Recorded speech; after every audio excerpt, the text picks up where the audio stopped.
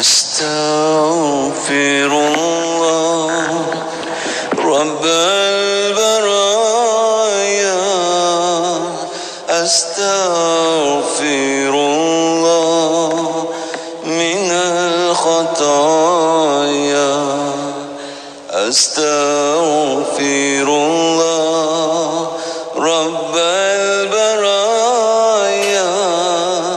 أستغفر الله من الخطايا ربي زدني علما نافعا ووفقني عملا صالحا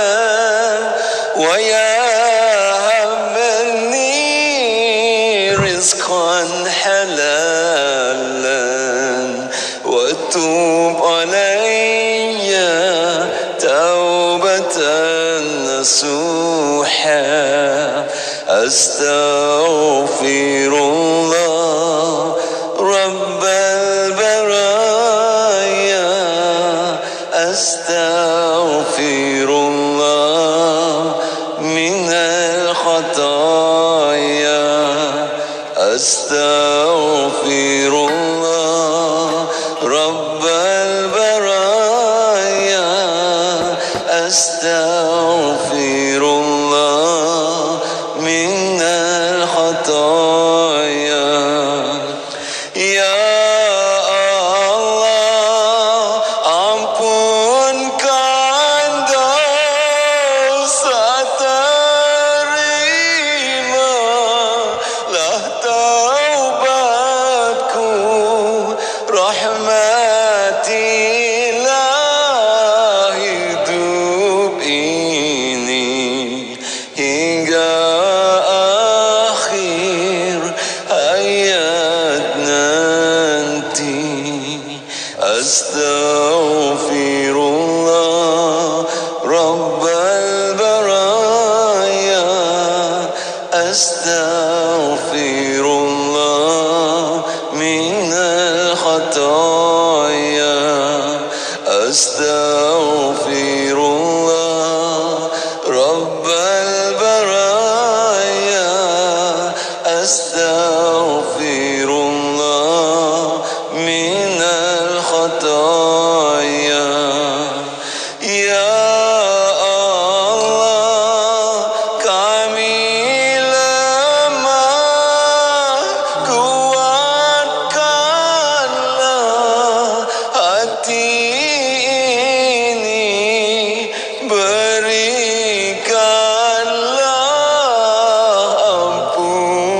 ampunanmu serta ridho syafaatmu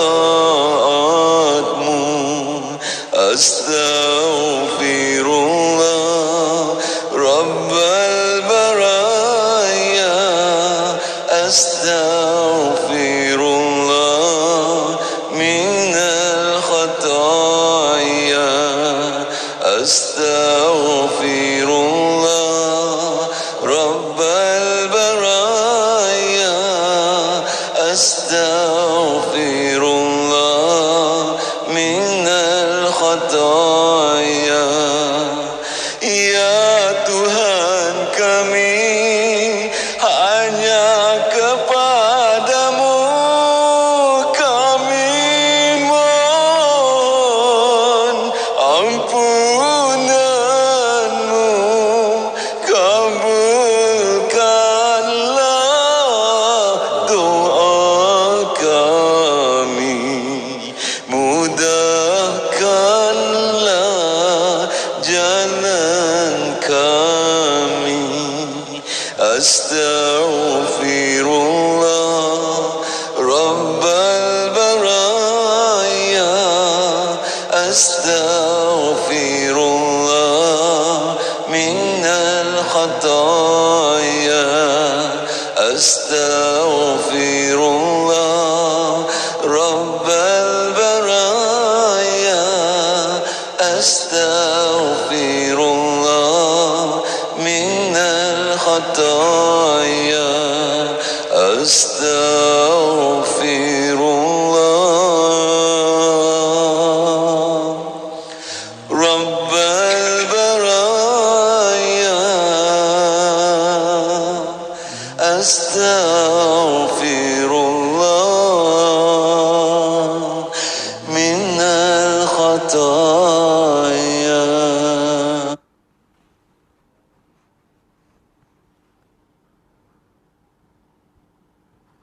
إن الله وملائكته يصلون على النبي يا أيها الذين آمنوا صلوا عليه وسلموا تسليما. اللهم صل وسلم وبارك عليه وعلى آله. اللهم صل على سيدنا محمد عبدك ورسولك النبي الأمي وعلى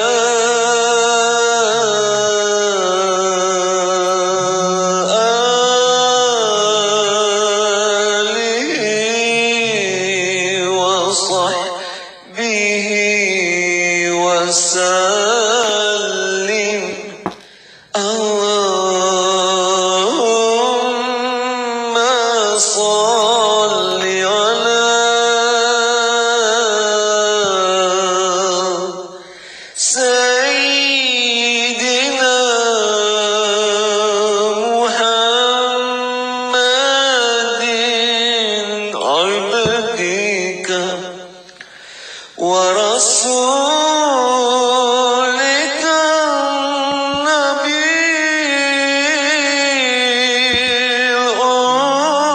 الأمي وعلى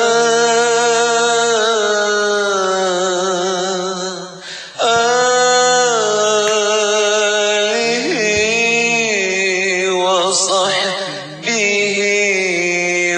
وسلم. اللهم صل على سيدنا محمد عبدك ورسولك النبي الأمي وعلى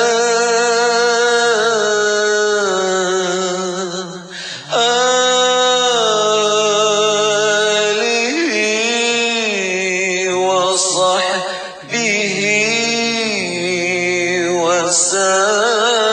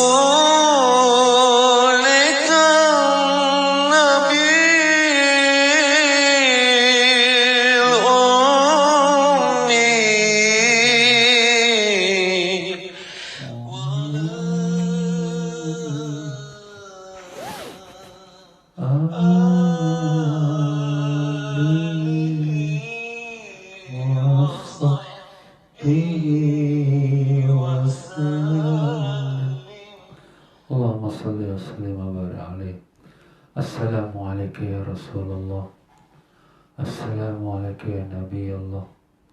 Assalamualaikum ya Habib Allah. Assalamualaikum ya Sayyidul Mursalin. Assalamualaikum ya Imam al-Muttaqin. Assalamualaikum ya Khataman Nabiyyin. Assalamualaikum wa ala alika tahirin. Assalamualaikum wa ala ashabika ajma'in.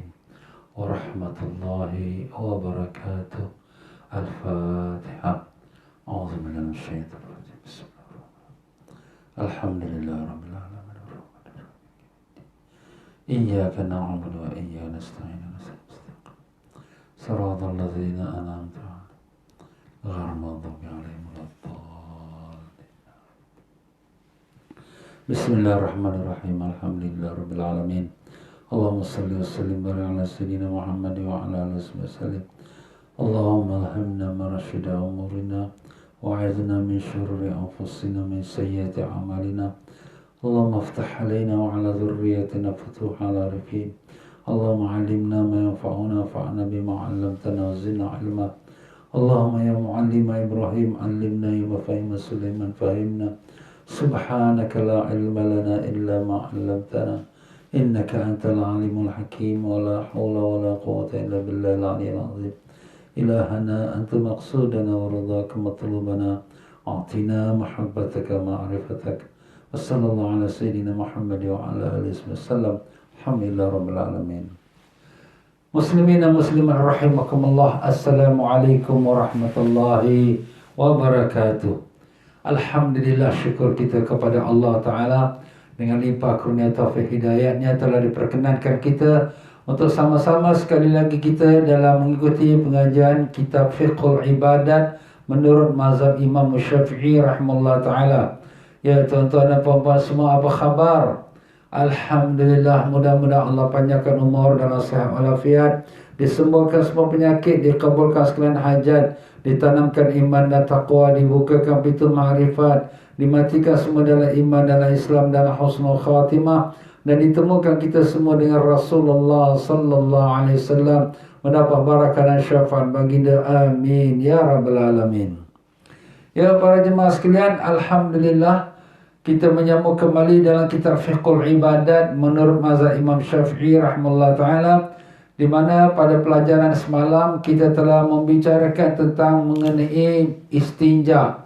Kita dah mengatakan beristinja itu iaitu membersihkan diri kita daripada najis, pada kotoran yang akan menjadikan solat kita tidak sah. Sebab antara syarat solat itu suci dari najis. Jadi bila kita mengqadha hajat, buang air besar atau buang air kecil, mestilah kita membersihkan, mensucikan diri kita dari najis tersebut. Itulah namanya istinja. Dan untuk alat membersihkan diri kita itu, kita boleh pakai dua, iaitu air dan juga batu. Batu ini zaman dahulu, tapi kalau zaman sekarang ini mungkin kita pakai tisu.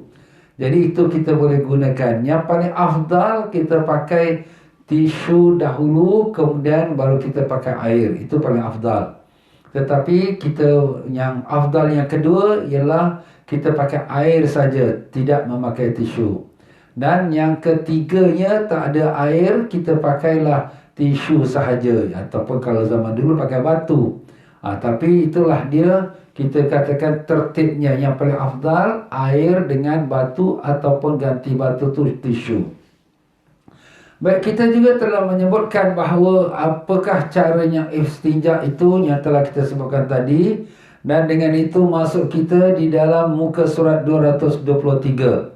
Muka surat 223, dan sebelum itu mari sama-sama kita bacakan Fatihah kepada junjungan besar Nabi kita Rasulullah sallallahu alaihi wasallam dan sekalian kaum keluarganya yang dikasihi, dan sekalian sahabatnya yang diridai, dan sekalian para alim-alim ulama tabi'in dan tabi'in, dan sekalian para masyayikh, guru-guru kita. Semoga Allah Ta'ala merahmati mereka semua, khususnya Al-Imam Syafi'i rahimahullah ta'ala. Dan sebegitulah turun-menurun semua para masyayikh dan guru sampailah pada guru kita, yaitu tuan pengarang kita Al-Habib Sayyid Muhammad Amin bin Idrus bin Abdullah bin Umar bin Syekh Abu Bakar bin Salim, yang berguru kepada Habib Zain bin Ibrahim bin Zain bin Semit, yang kedua-dua mereka masih lagi berada di kota suci Mekah, di Madinah. Semoga Allah panjangkan umur mereka dalam sihat walafiat dan lindungi mereka daripada segala perkara yang tak diingini. Dan semoga semua para masyayikh kita, guru-guru kita, semuanya Allah Ta'ala rahmatkan roh mereka,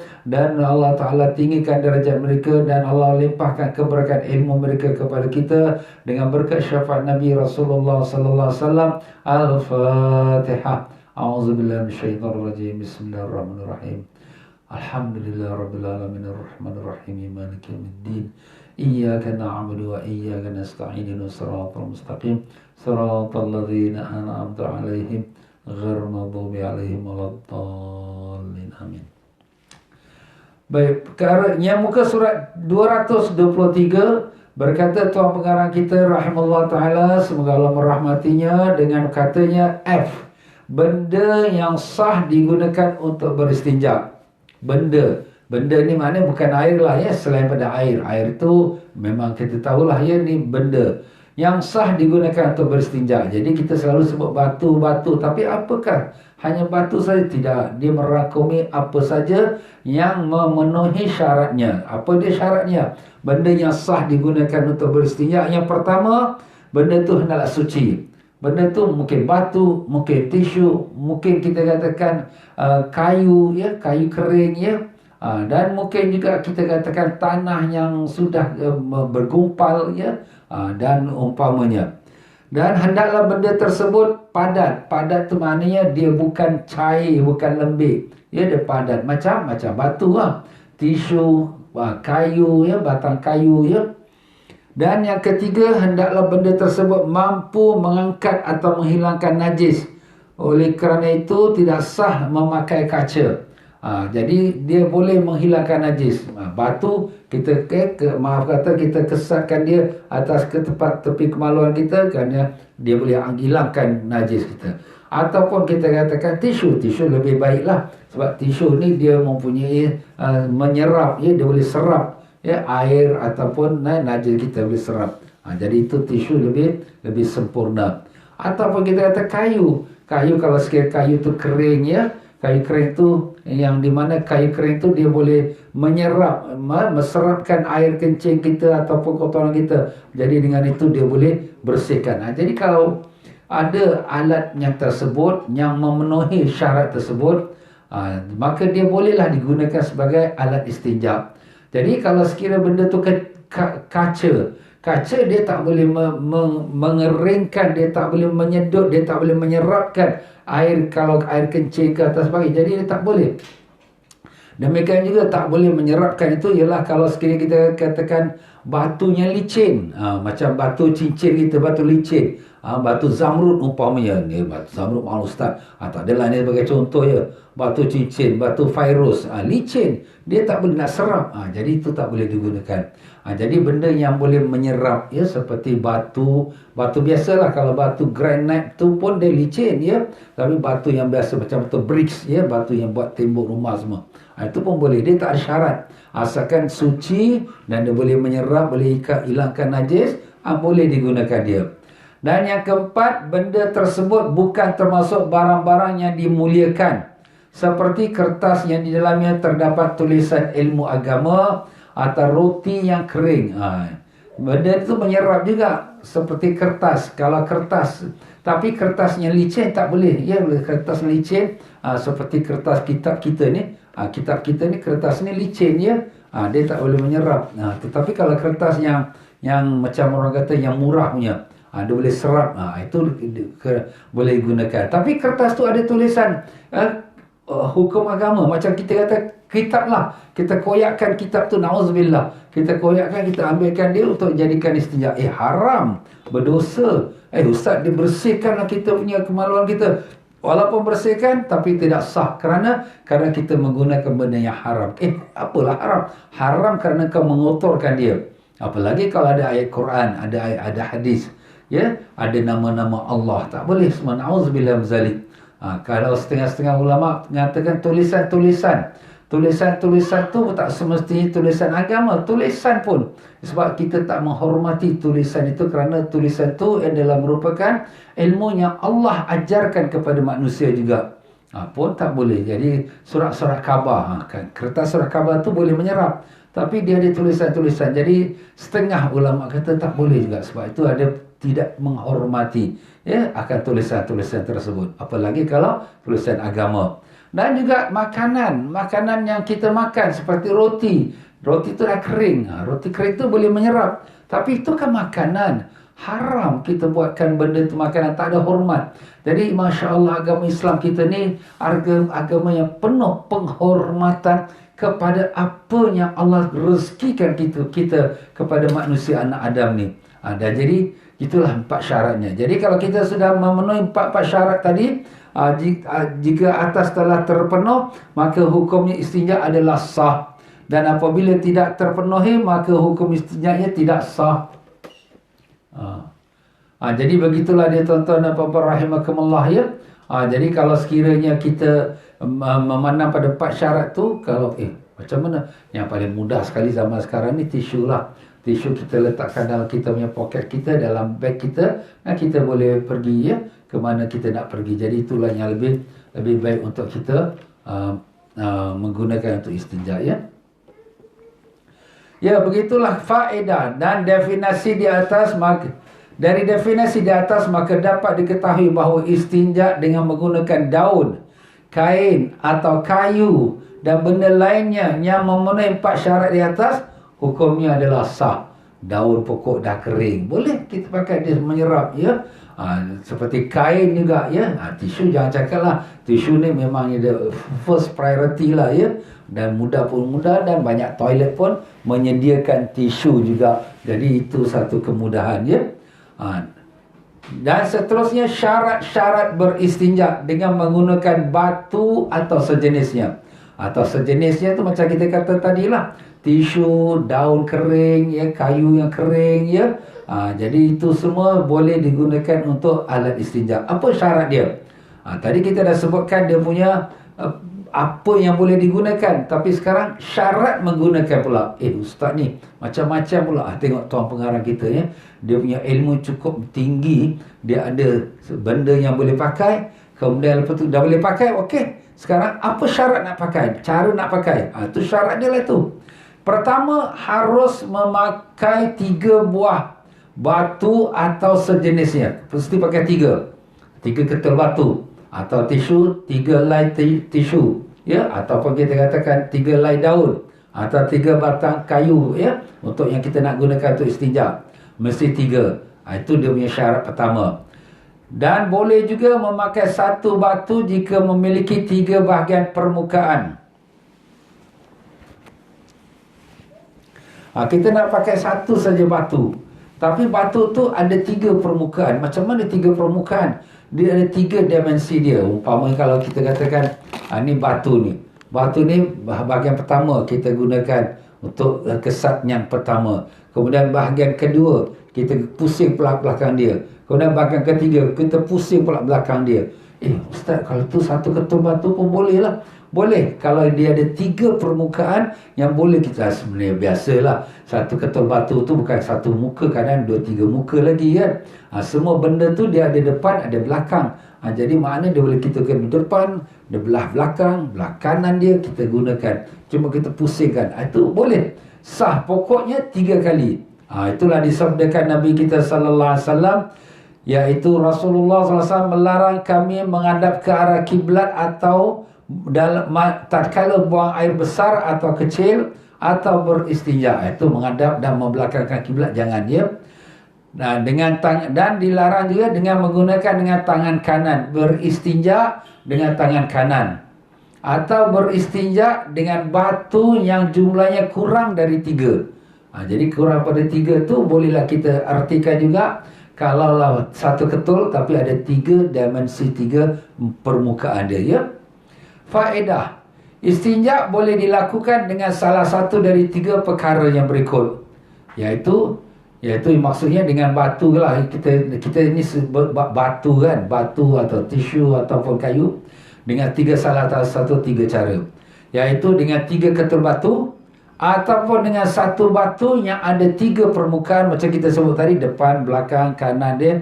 Dan ataupun dengan satu batu yang memiliki satu bahagian permukaan, iaitu satu batu satu muka saja, yang belakang tak ada. Macam mana tak ada? Ni tak masuk akal. Tapi katakanlah satu ketul batu saja kita pakai, kemudian kita dah pakai itu, kita basuh, kita cuci. Setiap kali selesai memakai harus dicuci batu itu. Jadi kita cuci batu tu. Dah cuci, kemudian dah kering, kemudian pakai lagi pula. Jadi kita pakai 3 kali lah. Seketul batu kita pakai 3 kali. Kali pertama dah pakai, kita dah kesat, Okey, pergi bilas dia. Bilas dia, kemudian lepas tu dah kering dia, dah kering, pakai lagi. Ustaz, kalau dah boleh bilas dia pakai air, sudahlah, tak payah pakai batu lah, pakai air saja sudah. Itu kalau kita nak orang kata nak pakai air, shortcut lah, senang lah. Biar ceritalah. Ini tuan pengarang kita nak beritahu cara. Kalau nak pakai batu ni tak boleh. Umpamanya batu tu satu dimensi saja, satu permukaan, kemudian dah pakai bilas, pakai lagi, bilas, pakai lagi. Tapi nak tunggu bilas, nak keringkan dia, maaflah, kita tengah nak buang air, nak cebok ni, alamak, nak tunggu kering, udahlah, buang masa je. Itu sebagai contoh je lah, bukan maknanya mesti buat macam tu, Yang kedua, syarat kedua, batu ataupun yang serupa dengannya yang kita nak pakai untuk istinja. Yang kedua, mampu mengangkat atau menghilangkan najis pada dubur, lubang pantat atau kubul kemaluan bahagian depan tanpa meninggalkan bekas. Masalah ini lebih dikenali dengan al-inqa. Itu dah bahasa Arab, al-inqa, Jadi makna dia mampu menghilangkan, mengangkat. Macam kita sebut tadilah, batu ke tisu ke, dia boleh seretkan dia punya najis tu, kencing dia ke atau tahi dia, dan dia boleh angkat, hilangkan dia. Jadi tak ada lagi tinggalnya, tinggal cuma bekas-bekas itu dimaafkan, Dia boleh seretkan dia boleh buang. Itu syarat yang kedua. Jadi maupun tempat kita buang yang besar, belah dubur kita belah belakang, ataupun bahagian depan kita buang yang kecil, Faedah, istinja dengan batu dihukumkan sah jika telah terdapat 2 perkara yang berikut. Nak pakai batu boleh, tapi kalau dipakai dia ada 2, dia punya hukum dia, iaitu dikira sah. Pertama, zat najisnya harus telah dibersihkan dengan batu ataupun tisu, yang sekiranya tidak tersisa kotoran pada kemaluan depan atau belakang, kecuali bekas yang tidak dapat dihilangkan dengan batu.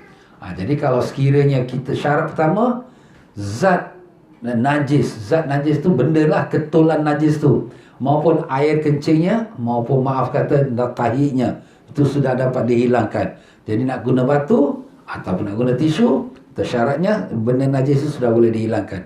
Keduanya, dengan 3 buah batu atau 1 batu tapi ada 3 permukaan. Itu dia. Itu 2 syarat lah. Macam kita dah sebut tadi juga, tapi tuan pengarang kita nak lebih confirmkan supaya kita lebih faham. Jadi kalau kita dalam toilet, misal kata kita di public toilet tak ada air, ataupun kita dalam pesawat, kita terbuang air besar, Allah, tak tahan Ustaz, habis macam mana? Pakai tisu. Nak pakai air pun tak cukup, takut nanti berselerak atas toilet, nanti air tu jadi bahaya. Jadi kita pakai tisu. Jadi syaratnya kita bila bersihkan tahi ataupun maaf kata najis tu sudah kita bersihkan, angkat. Tapi kalau sekiranya Ustaz ada bekas-bekas, memanglah tisu ke batu ke dia tak hilangkan sama sekali. Dia cuma hilangkan ketulannya, airnya saja, tapi bekasnya masih ada lagi. Bekas tu kalau nak kira nak habis hilang tu mesti hanya dengan satu saja, dengan air saja. Kalau batu pun tak boleh hilang, tapi itu dimaafkan, Syarat yang ketiga, menggunakan batu atau tisu untuk kita beristinja. Najis yang dibersihkan tersebut belum kering. Belum kering lagi. Jadi dia masih basah. Bila basah kita boleh kesat dia. Kalau air kencing, maaf kata, air kencing kita kencing, kemudian air kencing tu dah kering kat kemaluan kita, nak kesat macam mana? Dah kering dah. Jadi maknanya benda tu masih bernajis. Atau kita buang air besar, maaf kita buang air besar, air buang besar kita cair, maaf kemudian dah kering dah, lambat sangat kita nak istinja, dah kering nak pakai tisu, macam mana? Dah kering dah. Jadi dia mesti yang basah, barulah kita boleh kesatkan dia tu dengan batu ataupun dengan tisu. Syarat yang keempatnya, najis tersebut tidak berpindah tempat dari dubur atau kubul. Jadi najis tu bila kita buang air besar atau buang kecil, maaf kata, dia hanya keluar dan tidak berselerak. Kat mana? Kat situ saja. Kalau dia buang kecil lah ya, buang kecil tempat kubul dia, kemaluan depan, baik lelaki atau perempuan, hanya tempat keluar di situ, itu sajalah yang diberikan kemaafan untuk kita boleh pakai tisunya. Jadi kalau sekiranya kemaluan lelaki ialah di kepala zakar, maaf ya, kepala zakar tu ya, yang tempat kemaluan kulak kencing dia dan juga kepala dia yang ada tu kiri kanan dia, itu namanya kepala zakar, dalam bahasa Arab panggil hasyafa. Jadi kepala zakar tu kalau basah terkena air kencing tu masih boleh gunakan tisu ataupun batu. Tapi maaf kata, kalau dia sudah terkena pada dia punya batang zakarnya, itu dah tak boleh gunakan tisu lagi. Dia kena gunakan air sebab sudah melebihi daripada tempat keluarnya. Maaf kata, begitu juga kaum wanita kalau dia buang air kecil. Buang air kecil itu tempatnya keluarnya tu dan bibirnya sahaja yang dimaafkan kalau terkena air kecil dia. Tapi kalau dah berselerak sampai ke tepi-tepi bibir, sampai kena pada itu dah tak boleh gunakan tisu lagi. Itu wajib menggunakan air. Maaflah ya. Begitu juga dubur kita, maaflah, kemaluan belakang, tempat kita buang yang besar. Jadi bila kita buang besar, tempat yang diharuskan air atau najis kita tu ialah masih dia tak berselerak, dia tempat keliling, tempat kawasan buang air, lubang dubur kita kelilingnya, yang kulitnya tu bukan kulit pada warna kulit, tapi warna kulit yang agak tipis, yang berlainan. Itulah tempat yang dikata dimaafkan kalau sekiranya masih kat situ. Tapi kalau dah sampai ke punggung kita, maaf kata dah kelebih lagi, maka itu dah tak boleh kita pakai tisu lagi. Itu wajib mesti pakai air. Jadi kalau macam tu, orang yang nak pakai tisu ni, bila dia buang yang besar atau buang kecil, dia kena hati-hatilah. Jangan sampai dia, orang kata, berselerak. Dan kalau dia nak memakai tisu tu, jadi tisu tu jangan dia tarik lebih daripada kawasan yang bukan kawasan dia. Kalau dia tarik lebih, tempat yang bersih dah jadi najis, itu dah tak boleh. Itu kita kena hati-hatilah. Maaflah, kita dalam belajar fikir ni kadang-kadang kena terpaksa cakap benda-benda macam ini. Ya, orang kata ustaz ni cakap macam mana mengalu tu. Bukan, ini masalah kalau kita malu, ilmu tu tak sampai. Ini masalah hukum. Maaflah banyak ya. Jadi itulah syarat yang keempat. Najis tersebut tidak berpindah ke tempat dari dubur atau kubul. Dan yang kelima, najis tersebut tidak terkena atau bercampur dengan benda lain, seperti air atau debu. Tak kena air. Macam mana tak kena air ustaz? Yalah, kalau sekiranya dia dah kena air itu dah mengalir. Air dah mengalir, dah jadilah. Awak pakai air sudahlah, tak payah nak pakai tisu lagi. Macam tu juga kalau kita buang air besar. Ya, kalau kita buang yang besar, kita dah kena air pula. Air tu dah melarikan najis tu sampai ke punggung kita. Kalau gitu pakai air sudah, jangan pakai tisu. Tapi ini biasanya kalau orang yang pakai tisu ni, ya, ataupun batu lah, kita kata hukum asal tu batu. Tapi kalau orang pakai batu ataupun penggantinya tu tisu, maka dia maknanya dia tak ada air atau susah air je. Itulah baru kita pakai. Biasanya kita ni pun agaknya macam rasa tak sedap juga kalau sekira tisu saja kalau tak pakai air ya. Tapi ini pakai tisu saja, ni keadaan tempat yang darurat. Macam kita sebutkan tadi, dalam kapal terbang atau kita di public toilet yang tak ada air ya. Ini pelajaran kita hari ini memang penting tuan-tuan. Sebab kita ni bukan senantiasa di rumah atau di masjid. Masjid pun kadang sekarang tutup. Ya, jadi kita kadang-kadang di office, di pejabat, di public toilet ya, kita nak salat macam mana ni, alamak aku nak pergi toilet ni, kemudian nak salat ni, aku ni macam mana toilet tak ada air pula. Ini jalan keluarnya, ada pakai tisu. Tapi itu syarat dia. Syaratnya keenam, najis tersebut tidak mengalir ke tempat lain selain tempat keluarnya kotoran. Sama macam syarat yang keempat tadi, tapi ini sebut mengalir. Mengalir itu makna air kencing. Kalau sekiranya maaf kata syarat keempat tu, iaitu dia berpindah. Itu macam kita kata air kencing dan juga tahi. Ya, maaflah ya. Tapi kalau syarat keenam ni dia menyebutkan mengalir. Najis yang mengalir itu air kencing. Jadi kalau air kencing itu mengalir, maaf kata kalau kemaluan zakar dia buang air kecil, dia percik kepada batang zakar dia, itu dah tak boleh lagi pakai tisu. Habis kena pakai air. Habis Ustaz, kalaulah terjadi macam tu, umpama kita sekarang buang air kecil, kita tak ada air, kita ada tisu, tapi kita punya buang air kecil tu terpercik pula, ataupun mengalir tu sampai ke batang zakar kita, maaf ya. Habis macam mana? Kita terpaksa pakai tisu, dah kita keringkan, kita habis Ustaz, waktu dekat habis ni nak balik rumah memang tak sempat ni. Kita solat juga, itulah solat, namanya solat hormat waktu. Sebab dia tak mencukupi syarat. Kita kira-kira menanggung najis, tapi kita tak berdosa kerana bukan kita sengajakan. Balik rumah, kita solat sekali lagi, kita qadakan dia, tapi tak berdosa ya. Tapi setengah ulama mazhab Syafi'i juga, dia tak dikira berdosa dan tak wajib qada. Ada dua pendapat dalam masalah solat hormat waktu ni ya. Itu nanti kita sampai pada babnya, kita akan bicarakan. Tapi itu secara roughly lah ya, secara ringkas. Yang ketujuh, syarat ketujuh, istinja dengan batu ataupun yang tisunya. Batu atau tisu tersebut suci, maknanya suci lah. Tisu ni suci ya. Kalau tisunya dah kena najis tak boleh, ataupun batu tu dah najis tak boleh. Tapi kalau dia kena najis, tapi kita pakai pada bahagian tak kena najis, umpamalah sebagai contoh, ini tisu ni dah kena najis bahagian atas dia, tapi yang bawah ni tak najis. Tak boleh kita pakai? Boleh ya, kita pakai pertama, kita pakai bahagian atas dia, bahagian atas tisu, kemudian lepas tu kita ambil bahagian bawah dia pula untuk kita nak bersihkan kita najis kita. Boleh ya, selagi dia tak menyentuh najis tu kepada kita punya kemaluan kita. Dan yang ke-8, batu atau tisu tersebut dapat digosok secara merata. Maknanya dia boleh gosok lah. Macam kita sekarang, maaf kata kita buang air kecil ya, kita dah tekapkan dia, kemudian kita gosokkan dekat kepala zakar saja ya. Untuk apa? Untuk serapkan dia. Begitu juga, maaf kata, kalau kita kat lubang dubur kita, kita dah tarikkan dia, kemudian kita gosok dia supaya kita pastikan tak ada apa lagi tinggal. Itu dibolehkan. Jadi itu antara syaratnya kita menggunakan batu atau tisu dalam masa kita beristinja dengan tak menggunakan air ya. Faedah, cara yang paling utama dalam menggunakan batu adalah pada basuhan pertama, dimulai dari bahagian pantat atau punggung kita lah ya, atau kemaluan dubur kita sebelah kanan sampai ujungnya. Jadi maaf kata, kalau sekiranya kita buang yang besar ya, jadi kita punya kemaluan kita, dubur kita, jadi kita ambil mula daripada kanan. Daripada kanan kita tarik sampai kepada ujung dia, ujung tempat kawasan yang dikeliling tempat dubur lah. Jangan sampai ke punggung kita je.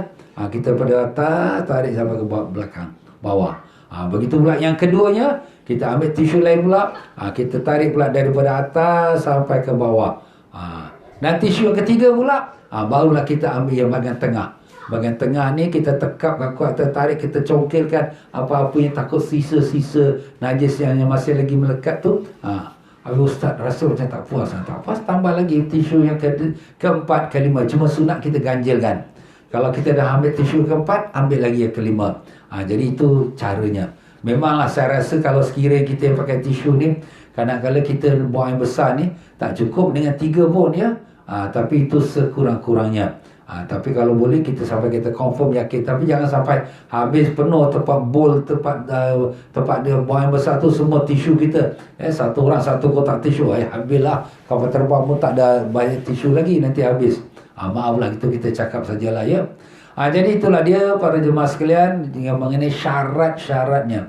Tapi kalau sekiranya kita nak mulakan, maaf kata kita mulakan dengan tempat lubang yang dubur kita yang keluar air najis tu, kita pakai tisu kat situ dulu. Ustaz, saya nak pakai ke situ dulu, kerana itu tempat punca keluar najis. Ke situ kita nak confirmkan dah bersih, dah najis tak ada, baru lepas tu kita ambil tisu dan kita confirm belah kanan, belah kiri. Itu tak apa ya, boleh saja.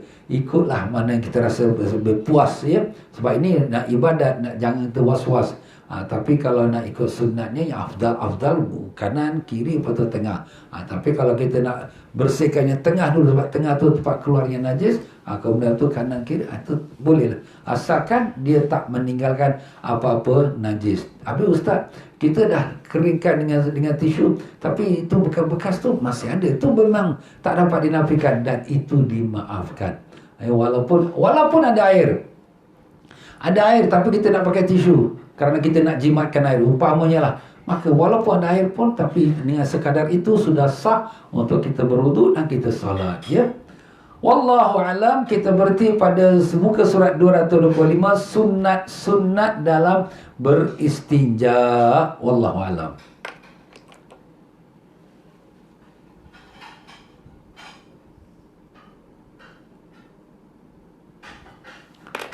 Ya tuan-tuan dan puan-puan rahimakumullah, alhamdulillah, syukur pada Allah SWT.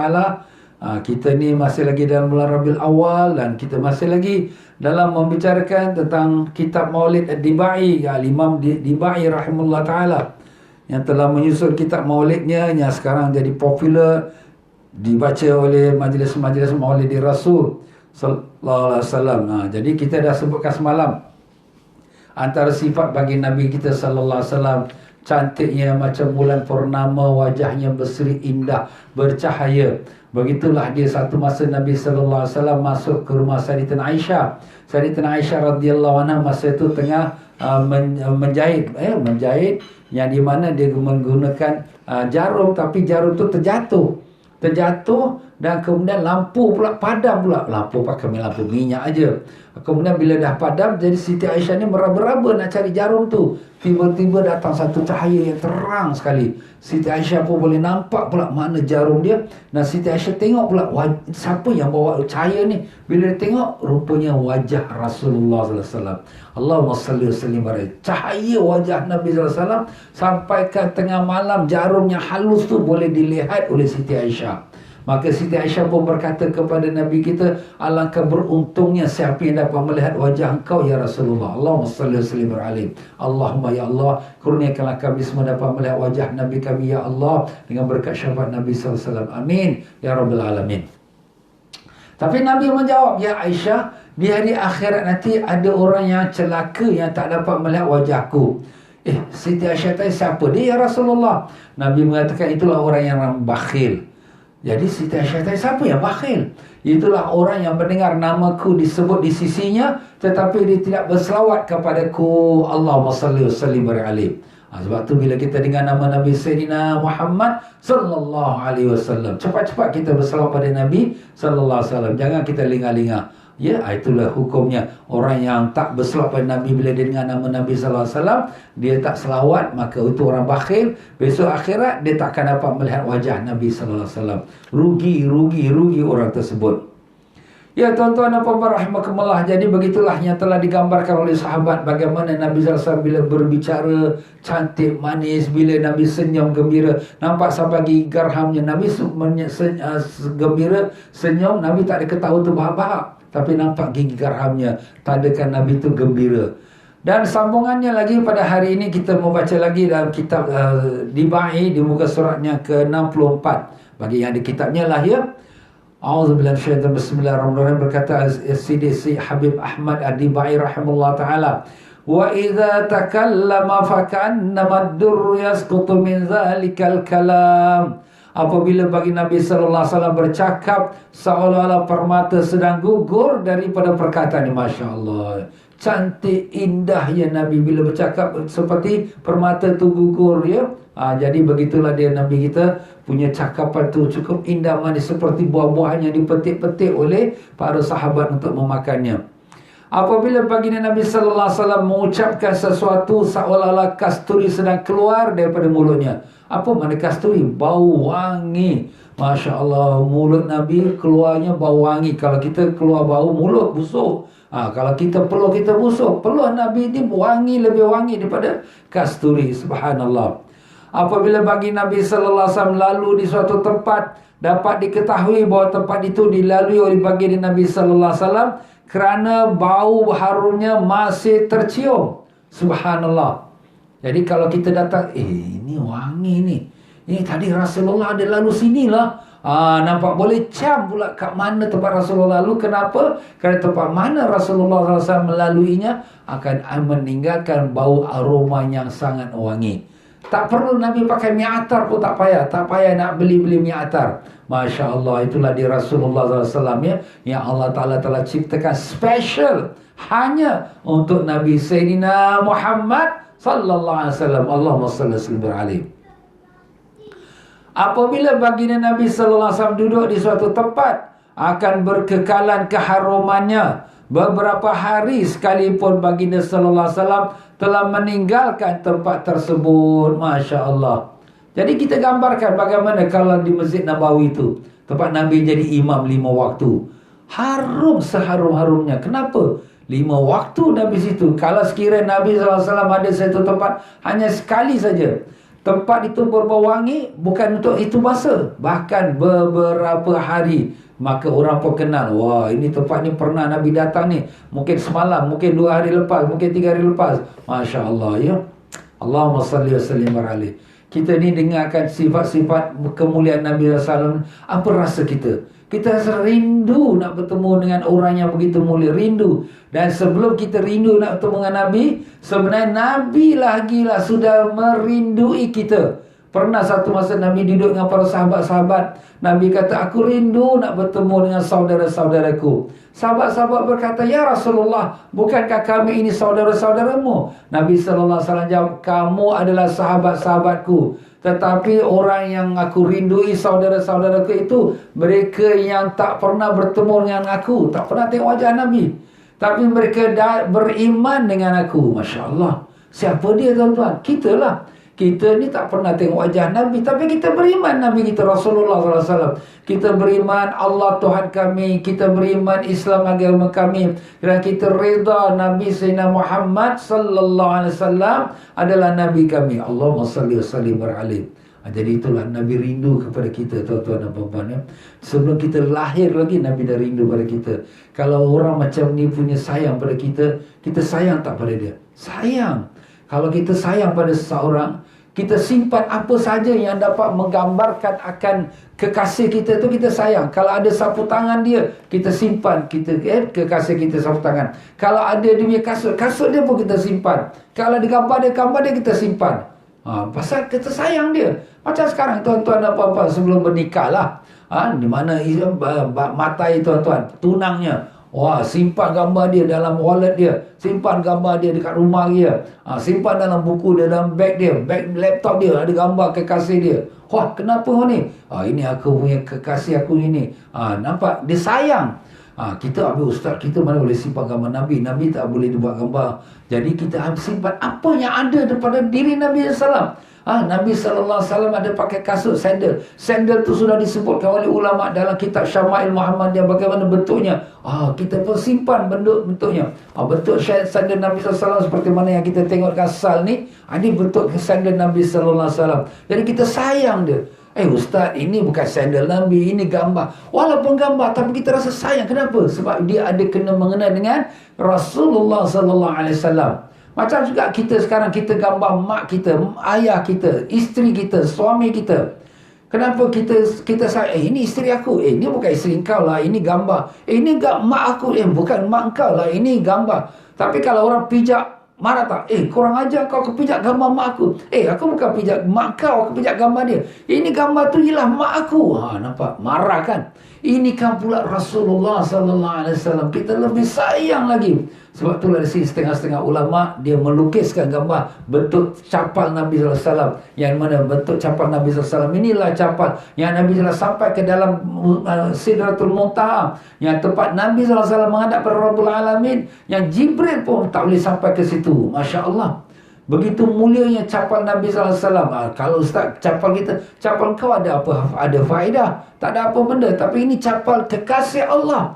Apa sahaja yang pernah melekat pada tubuh badan Nabi, kita rasa sayang dan rindu, sebagai menggambarkan rasa sayang rindu kita kepada yang menggunakan, yang memakainya, iaitulah dia Rasulullah sallallahu alaihi wasallam. Allahumma salli wa sallim wa barik alaihi wa ala alihi. Tapi sekarang ada orang mengejek-ejek. Pakai gambar capal ni. Ini apa ni? Gambar-gambar capal ni tak ada gunanya, tak ada faedahnya. Ni orang mengejek. Tak apa, orang nak mengejek tu biarlah. Sebab dia tak pernah kasih pada Nabi, dia sebab tu mengejek. Orang yang kasih pada kekasih dia, tengok kasut dia pun dia jadi kasih. Sebab dia kasih pada kekasih dia. Tapi kalau orang yang benci kepada satu orang, tengok kasut orang tu pun dia benci. Sebab dia benci kepada orang tu, jadi tengok gambar kasut dia pun dia benci. Apa nak buat? Macam itulah dia. Jadi kita mohon pada Allah taufik dan hidayah. Jangan kita jadi golongan orang yang membenci kepada apa saja yang terlukis, kepada apa yang dia mempunyai dan dimiliki dan digunakan oleh kekasih kita Rasulullah sallallahu alaihi wasallam. Allahumma salli wa sallim wa barik alaihi wa ala alihi. Jika baginda Nabi sallallahu alaihi wasallam berjalan di antara sahabat-sahabatnya, baginda sallallahu alaihi wasallam bulan purnama yang dipagari bintang, masya-Allah. Jadi Nabi kalau berjalan dengan sahabat-sahabat, Nabi seperti bulan purnama terang menerang cahaya Nabi. Allahumma salli wa sallim alaihi. Jika baginda sallallahu alaihi wasallam datang ke suatu tempat di waktu malam, orang-orang yang ada di situ seolah-olah berada pada waktu zuhur disebabkan cahaya baginda Nabi sallallahu alaihi wasallam. Waktu zuhur tu apa tuan-tuan? Tengah hari. Tengah hari terang. Jadi kalau kita tengah malam datang Nabi sallallahu alaihi wasallam, teranglah. Masya Allah. Sebab memang Nabi ni nur. Sebab kita dah sebutkan kan, pertama sekali Allah sebelum jadikan sesuatu, Allah jadikan nur Nabi kita Rasulullah sallallahu alaihi wasallam. Nabi sudah ada. Sebelum wujud Nabi Adam pun Nabi kita sallallahu alaihi wasallam sudah ada, tapi dalam bentuk nur. Jadi Nabi kita tu memang nur. Qad ja'akum nurun min rabbikum wa kitabun mubin. Telah datang kepada kamu nur, cahaya daripada Tuhanmu, dan juga Al-Quran yang menerangkan. Jadi mana Nabi ni Allah gambarkan sebagai nur dan cahaya. Dan memang itulah dia Nabi kita sallallahu alaihi wasallam. Sebab tu bila Nabi berjalan di bawah matahari atau bulan ataupun lampu, tak ada bayang. Ustaz, tak ada bayang. Itulah dalam syair Qamarun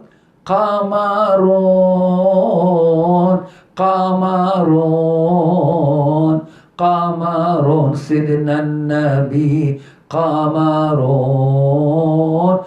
Qamarun tu macam bulan purnama.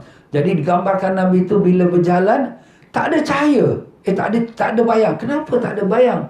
Sebab Nabi tu cahaya. Jadi kalau cahaya kena cahaya, mana ada bayang? Tak ada bayang. Sebab itulah dia tuan-tuan, masya-Allah. Apa yang disebutkan tu oleh Allah Ta'ala, Nabi kita cahaya, memang benarlah dia tu cahaya. Walaupun dia tu manusia, tapi bukan sembarang manusia. Rasulullah SAW lebih pemurah dengan kebaikan dari kelajuan angin yang bertiup. Kalau kita tahu angin bertiup, mana dia ada stop? Angin bertiup. Nabi SAW bila nak buat kebajikan, Nabi tak ada stop. Nah, mana tak ada stop ni? Seperti angin yang bertiup, jalan terus. Nabi beri. Kalau ada orang datang minta pada Nabi sesuatu, Nabi tak ada apa-apa nak bagi. Nabi kata, nantilah kalau aku ada, nanti aku akan bagi. Tak pernah Nabi kata, tak ada. Tak pernah Nabi kata macam tu. Nabi kata kalau ada yang Nabi ada kalau Nabi katakan, kau pergilah ke pasar, kau beli atas nama aku, nanti aku akan bayarkan. Nabi akan cari jalan untuk membayarkan apa yang orang tu beli. Masya Allah, itulah sifat Nabi. Memanglah kita tak jumpa orang macam tu zaman ni. Walaupun zaman dulu pun kita tak jumpa, kerana ini sifat akhlak yang unggul yang hanya pada Nabi kita Rasulullah sallallahu alaihi wasallam. Baginda sallallahu alaihi wasallam sangat berlembut terhadap anak yatim dan janda-janda. Nabi cukup baik dengan anak yatim, sebab mereka itulah asal Nabi pun sama. Nabi pun anak yatim. Sebab tu kita kalau memberi bantuan pada anak yatim, Nabi mengatakan orang yang menjaga anak yatim adalah bersama-sama kau di akhirat seperti ini dua jari. Makna dekat rapatnya dia dengan Nabi sallallahu alaihi wasallam. Siapa? Penjaga anak yatim. Kita hari ini nak jaga pun tak ada masa, Ustaz. Kita berinfak, kita belanja untuk anak yatim. Alhamdulillah sekarang ni pun kita ada projek-projek untuk di Madifah Negeri Miskin, di Kemuja, di mana-mana. Ya, kita boleh bantu anak yatim. Ada tempat-tempat madrasah tahfiz yang saya bantu melalui saluran-saluran tertentu. Ada tempat mana anak yatim juga yang belajar. Alhamdulillah. Jadi dengan kita belanjakan tu, kita niatkan untuk ibu ayah kita, keluarga kita yang dah meninggal, dapat mereka itu pahala. Setengah sahabat yang pernah menceritakan sifat bagi Nabi sallallahu alaihi wasallam berkata, tidak pernah aku melihat seorang yang berambut hitam dengan pakaian merah yang lebih kacak dari baiknya dan baik daripada Rasulullah sallallahu alaihi wasallam. Masya Allah. Nabi pernah juga pakai baju merah. Tapi pakai baju merah ni jarang-jarang. Nabi selalu pakai baju putih dan kadang-kadang pakai baju warna hijau, dan waktu kan waktu perang tu pakai baju warna hitam, dan baju merah ni amat jarang. Tapi bila Nabi pakai baju merah, sahabat yang melihat dengan rambut Nabi yang hitam, dengan baju merah, di bawah cahaya bulan. Bahkan Nabi dah cukuplah cahaya lebih pada bulan. Cantik, indah, handsome-nya Nabi. Tak ada siapa yang lebih cantik, lebih indah daripada Nabi kita Rasulullah sallallahu alaihi wasallam. Allahumma salli wa sallim wa barik alaihi wa ala alihi. Wa qila li ba'dihim ka'anna wajhahul qamar. Pernah juga dikatakan orang wajah baginda Nabi sallallahu alaihi wasallam seperti bulan purnama, bahkan lebih terang daripada bulan purnama yang tidak dilindungi awan. Terang macam bulan purnama, tak ada awan, terang benderang. Itulah wajah Nabi, bahkan lebih dari itu. Baginda sallallahu alaihi wasallam diliputi oleh sifat-sifat kebesaran, dan kepada baginda sallallahu alaihi wasallam penghujung segala sifat kesempurnaan. Tak ada siapa lebih sempurna dari Nabi. Tak ada siapa yang lebih sempurna dengan akhlak yang tinggi dari Nabi sallallahu alaihi wasallam. Tak ada. Baginda lah yang puncak kesempurnaan. Apa yang disebutkan oleh alim ulama tentang kemuliaan Nabi sallallahu alaihi wasallam tak sampai setengah pun daripada kemuliaan kesempurnaan Nabi sallallahu alaihi wasallam. Bahkan Nabi lebih daripada itu lagi. Allahu Akbar. Setengah orang yang cuba menerangkan sifatnya baginda berkata, aku tidak pernah melihat orang seumpamanya sebelum dan sesudahnya. Tak pernah melihat orang yang secantik Nabi, sebaik akhlak Nabi. Tak pernah dijumpai sebelum zaman Nabi, sesudah zaman Nabi pun tak pernah lagi. Seindah mana pun bahasa seseorang yang fasih berbahasa, tetap akan lemah jika cuba menggambarkan atau mengira kelebihan baginda. Makna kalau orang yang pandai berbahasa, nak susun ayat tu, nak puji Nabi, macam tu cantiknya kasidah-kasidahnya, pujian-pujian, masih lagi tak dapat nak mengungkapkan, merealisasikan sebenarnya keindahan Nabi sallallahu alaihi wasallam. Allahumma shalli alaihi. Maha suci Allah Tuhan yang telah mengkhususkan baginda Nabi sallallahu alaihi wasallam dengan kedudukan yang tinggi. Diisrakannya baginda Nabi sallallahu alaihi wasallam hingga ke tempat yang paling hampir laksana antara dua busar panah atau lebih dekat lagi. Itu Nabi sallallahu alaihi wasallam dibawa ke naik Isra Mi'raj sampai ke Sidratul Muntaha, dekat dengan Allah SWT. Tapi dekat ni bukan maknanya Nabi itu dekat dengan Allah, Allah tu bertubuh badan. Tidak. Maksud dekat tu ialah tinggi darjat Nabi itu dekat dengan Allah. Bukan dekat berbadan, tapi dekat dengan darjat, ya. Disokongnya baginda Nabi sallallahu alaihi wasallam dengan mukjizat yang tidak terkira. Disempurnakannya baginda sallallahu alaihi wasallam dengan sifat-sifat kesempurnaan yang sukar hendak dihuraikan. Dikurniakan kepada baginda Nabi sallallahu alaihi wasallam 5 perkara yang tidak pernah dikurniakan kepada sesiapa pun sebelumnya. Dikurniakan baginda Nabi sallallahu alaihi wasallam jawami'ul kalim, iaitu perkataan yang sedikit tetapi sangat luas pengertiannya. Ini antara kelebihan Nabi sallallahu alaihi wasallam. Nabi sallallahu alaihi wasallam bercakapnya tu pendek, ringkas, tapi padat dan sangat luas artinya. Sebagai contoh, kata Nabi sallallahu alaihi wasallam sabda, innamal a'malu binniyat. Setiap amalan bergantung pada niat. Wah, ini kata ulama, ini satu hadis saja separuh pada agama. Kenapa? Sebab semua ibadat mesti ada niat. Semayang, puasa, zakat, haji, umrah, semua kena ada niat. Ini satu perkataan saja merangkumi separuh daripada hukum-hukum Islam. Masya Allah, kemuliaan, hebatnya Nabi SAW. Ya tuan-tuan dan puan-puan rahimakumullah, cukup masa itu saya sampai di sini. Kita sambung lagi insya-Allah besok. Dan insya-Allah tuan-tuan dan puan-puan, hari Ahad ini kita akan adakan Maulidin Nabi SAW jam 4.30 petang melalui live, melalui daripada rumah saya ini, insya-Allah 4.30 petang 8 November ini. Jangan lupa tuan-tuan, jangan lepaskan peluang. Sama-sama saya pun menyambut kesyukuran ke hari lahir saya dan juga dengan Maulidin Nabi SAW. Dan dengan itu tuan-tuan dan puan-puan, program Maulidin Nabi pada 8 November jam 4.30 petang akan kita adakan Maulidin Nabi SAW, insya-Allah. Sampai situ saja. Mari sama-sama kita memberi salam pada Nabi kita Rasulullah sallallahu alaihi wasallam. Sallallahu ala Muhammad sallallahu alaihi wasallam. Sallallahu ala Muhammad صلى الله عليه وسلم يا نبي سلام عليك يا رسول سلام عليك يا حبيب سلام عليك صلوات الله عليك الله يا نبي سلام عليك يا رسول سلام عليك يا حبيب سلام عليك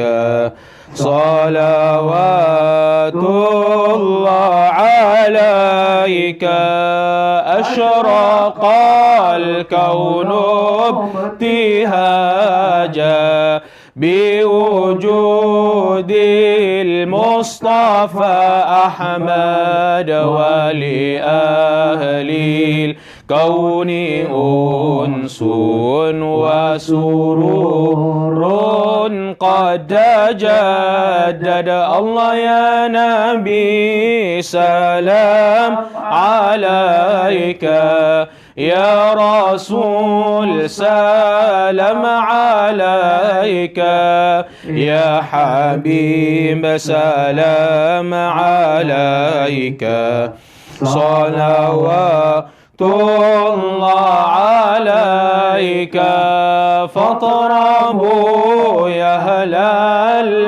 المثاني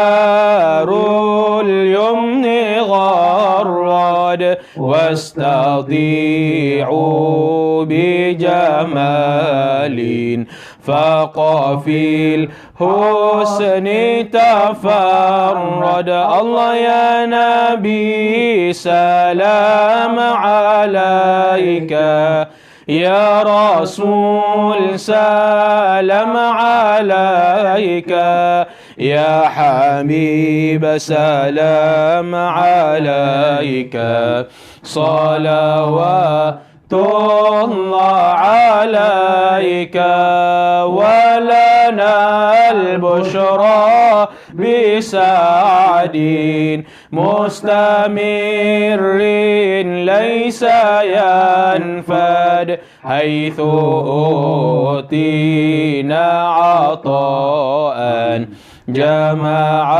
الفخر المؤبل الله يا نبي سلام عليك يا رسول سلام عليك يا حبيب سلام عليك صلوات الله عليك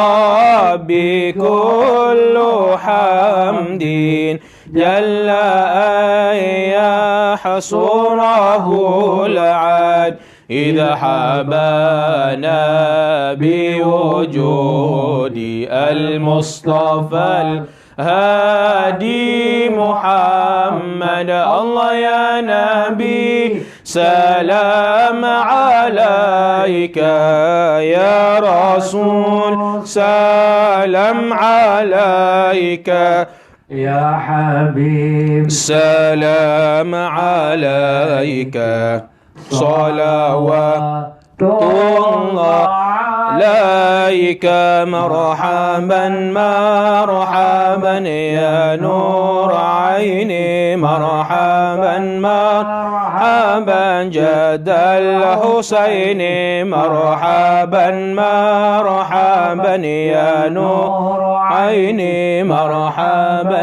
مرحبا جد الحسين مرحبا يا رسول الله أهلا مرحبا بك إن بك نسعد مرحبا مرحبا يا نور عيني مرحبا مرحبا جد الحسين مرحبا وبجاهه يا إلهي مرحبا جود وبلغ كل مقصد مرحبا مرحبا يا نور عيني مرحبا مرحبا جد الحسين مرحبا واهدنا نهج سبيلي مرحبا كي به نسعد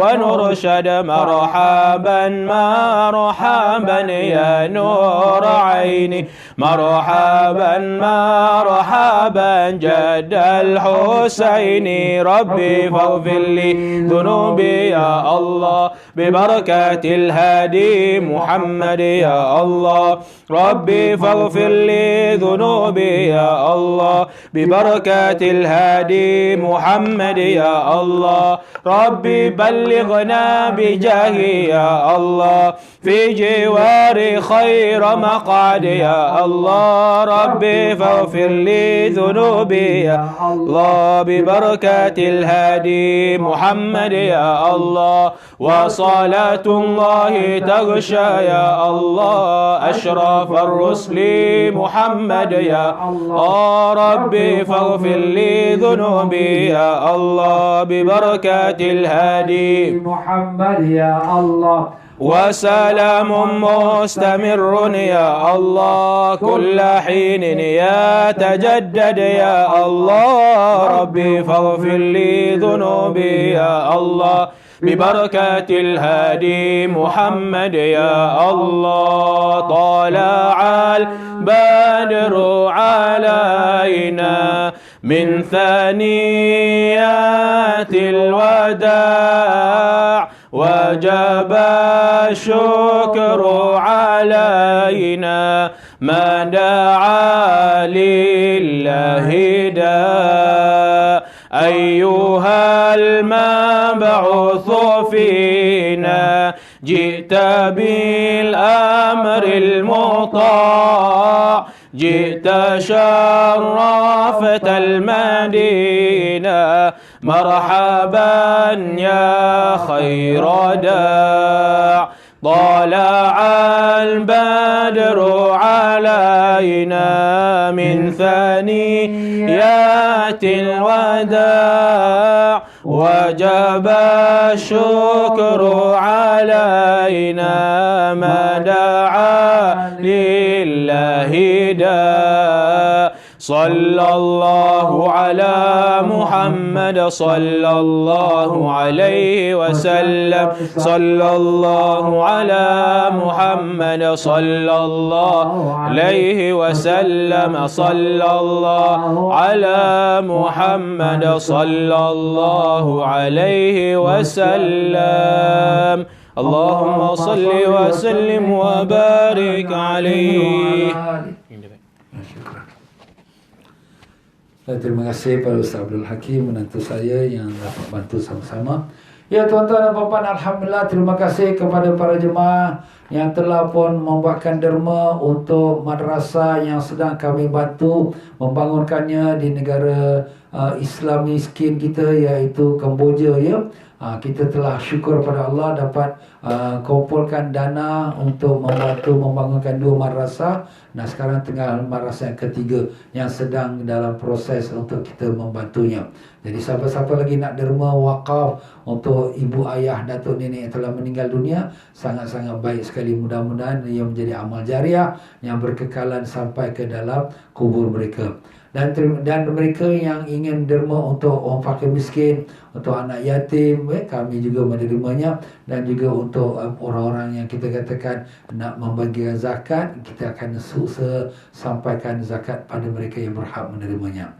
Ya tuan-tuan dan puan-puan rahimakumullah, insya-Allah tuan-tuan dan puan-puan yang mereka belum lagi dapat kitab fikih, yang ingin order kitabnya, boleh order tuan-tuan dan puan-puan. Tuan-tuan boleh ikuti dalam channel TM Fauzi Travel, channel dalam Telegram.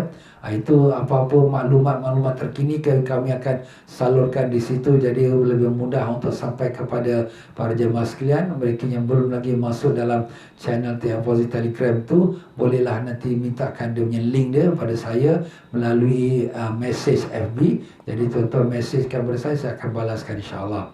Dan terima kasih lagi sekali pada semua. Marilah sama-sama kita akhiri, dan pada malam ini sampai ada kesempatan ada pengajian di Masjid An-Nur, Masjid An-Nur Marsiling jam 9 malam, pengajian kita Al-Hikam. Silakan sampai ada kesempatannya insya-Allah. Dan mari sama-sama kita baca Sayyidul Istighfar. Bismillahirrahmanirrahim. Allahumma anta rabbi la ilaha illa anta khalaqtani wa ana 'abduka wa ana 'ala ahdika wa wa'dika mastata'tu a'udzu bika min syarri ma sana'tu abu'u laka bi ni'matika 'alayya wa abu'u bi dhanbi faghfir li fa innahu la yaghfiru dhunuba illa anta. Allahumma anta rabbi la ilaha illa anta alayka tawakkaltu wa anta rabbul arshil azim. Ma syaa Allahu kan wa ma lam yasha lam yakun. La hawla wa la quwwata illa billahil aliyyil azim. A'lamu anna Allah ala kulli shay'in qadir wa anna Allah qad ahata bi kulli shay'in ilma. Allahumma inni a'udzu bika min syarri nafsi wa min syarri kulli dabbatin anta akhidhun bi nasiyatiha. Inna rabbi ala siratin mustaqim. Inna Allah wa malaikatahu yusalluna 'alan nabi ya ayyuhalladzina amanu sallu 'alaihi wa sallimu taslima. Allahumma salli wa sallim wa barik 'alaihi wa 'ala alihi. Allahumma salli 'ala sayyidina Muhammadin nabiyil ummil habib ala alil qadar azimul jah wa 'ala alihi wa sahbihi wa sallim. Allahumma salli 'ala sayyidina Muhammadin nabiyil ummil habib ala alil qadar azimil jah wa 'ala alihi wa sahbihi wa sallim. Allahumma salli 'ala sayyidina Muhammadin nabiyil ummil habib ala alil qadar azimil jah wa 'ala alihi wa sahbihi wa sallim. Allahumma salli 'ala sayyidina Muhammadin nabiyil ummil habib ala alil qadar azimil jah wa 'ala alihi wa sahbihi wa sallim. Allahumma salli 'ala sayyidina Muhammadin nabiyil ummil habib ala alil qadar azimil jah wa 'ala alihi wa sahbihi wa sallim.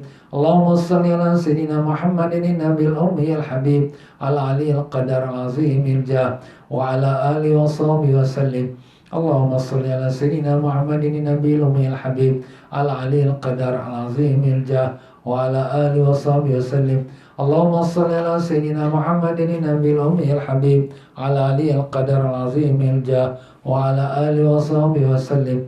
Allahumma salli 'ala sayyidina Muhammadin nabiyil ummil habib ala alil qadar azimil jah wa 'ala alihi wa sahbihi wa sallim. Allahumma salli 'ala sayyidina Muhammadin nabiyil ummil habib ala alil qadar azimil jah wa 'ala alihi wa sahbihi wa sallim. Sekian saja, wabillahi taufiq wal hidayah. Wassalamualaikum warahmatullahi wabarakatuh.